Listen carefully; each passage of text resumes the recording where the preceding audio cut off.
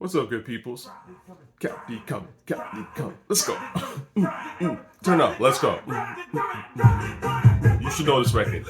This shit's fire, man. Like that. Let's go. So, I always found funny about this record. The first time I heard this shit, I was actually in Houston, spending Christmas in Houston back in 2015 or something like that. And so I was in Houston for like 2 weeks. And I remember I went to this club, lounge or whatever. And I had never heard this record before. And the DJ put it on. And man, you should have seen the way these girls rushed to the dance floor. Started twerking something serious. I was like, what is this song? As soon as you like little ladies in their heels and the whole shit, they just rushed the floor. That's a classic, okay? It's a real record. You hear the shit outside, you know what I'm saying? Anyway, I'm gonna be all over the place today. But I just wanted to talk about Uncle Luke real briefly. Shout out to Uncle Luke. Everybody rise! Okay. Been listening to a lot of Busta recently. Give me some more Dangerous, the whole nine. Obviously, I'm a big Busta fan, even though I didn't like, his last albums or so, but that doesn't take away anything from the greatness that he's put out there. You know what I mean?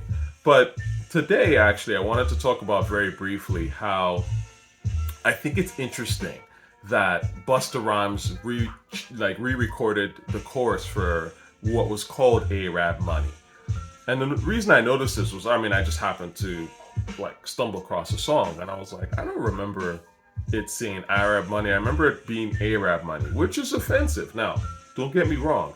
I'm not saying that they shouldn't have changed it, but I just think it's interesting how in hip hop, again, rappers can say anything they want about black folk. Your boy Kanye, black folk chose slavery or whatever, right? And whatever that goofy shit it says. I don't even, off the top of my head, I don't remember and I don't care.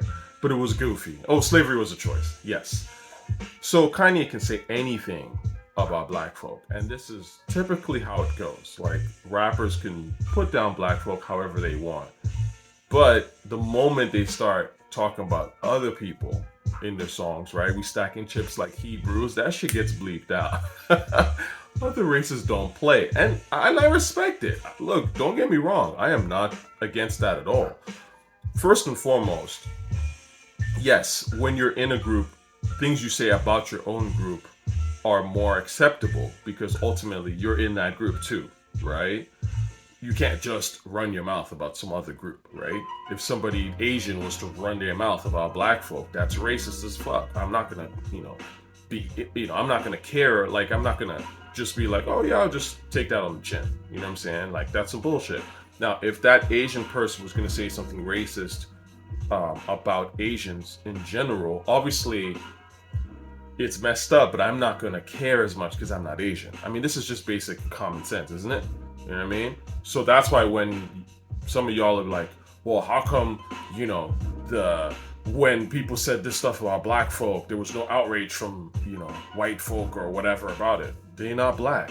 The outrage is not supposed to come from them. The outrage is supposed to come from you, who's black. You know what I'm saying? It's the point. I'm not fighting your fight, you know what I'm saying? In terms of whatever racial fight you have in your own race, I'm not fighting that fight. I'm not of your race. But the moment that it obviously affects me, I'm gonna speak up about it.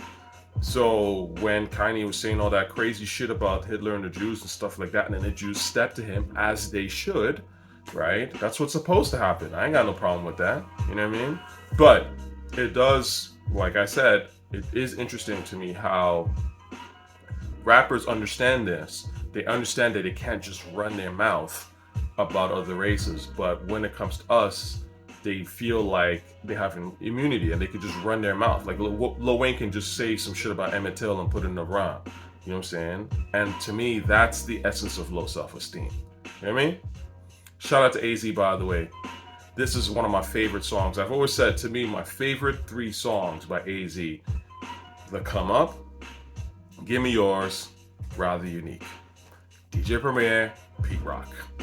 This is why those guys are in that top 10 conversation because they've given a lot of rappers their best songs, right? They're not just legends because, you know, we wanted them to be legends or whatever goofy shit that people think about. So, moving on. But I don't want to move on right away. This is my favorite. My favorite part is obviously the chorus. Like, I don't know how Pete even flipped that shit, but beautiful, man. So, last thing I want to talk about real briefly is you didn't expect it, huh? Griselda instrumental on here. I've always said this is one of the harder Griselda beats, even though you'll never catch me listening to Airholez as a song. It's just not that interesting. But I want to talk about cosigns. The truth of the matter is that cosigns matter, but again, to the audience who care about them. I don't care about cosigns, so they don't matter to me. But to a lot of people, cosigns matter, okay? Unfortunately, because look, hip-hop is a reflection of human beings in general, right? Human beings in general care about cosigns. You can be the man standing next to the man. There's a lot of people that believe this shit. Obviously, they're followers and they're not leaders. But followers are looking for things to follow.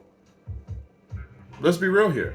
So when someone like a Griselda, who's like, look at who, you know, who I'm following. Look at who are like, you know, people that I'm dick riding, right? I'm on the song I dick ride Black Star. I dick ride Mobb Deep and Wu-Tang, right? So follow me. That shit works. You know, I'm not saying that it can't work. It absolutely works. Now, am I going to respect it? No, because I don't care about that stuff. But again, a fair amount of people care about that shit. Okay? Hip hop music is human at the end of the day. And there's a lot of followers in this world. There's way more followers than there are leaders. You know this and I know this. I'm not interested in followers. I listen to leaders. Everybody that I like is a leader in their own right. Let's be real here. Okay? And it's not like they were handed that leadership. They just, by virtue of who they are like, I'm this person. I do my own thing. Do you know what I'm saying? For real, for real. Like, whether or not RZA likes me or whatever, I'm out here doing it. You know what I'm saying? Lil B didn't ask permission from nobody to be a rapper. He just went out there and made his shit. You know what I'm saying? J. Cole needs Jay-Z. Kendrick Lamar needs Dr. Dre. Griselda need underground washed up rappers, right? Like, you know, a lot of these people, they need people, right? To, you know, seem like they're bigger than they actually are, right?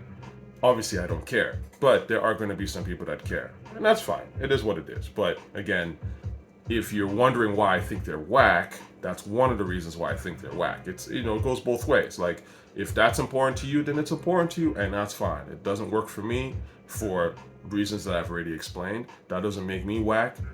It is what it is. You know what I mean?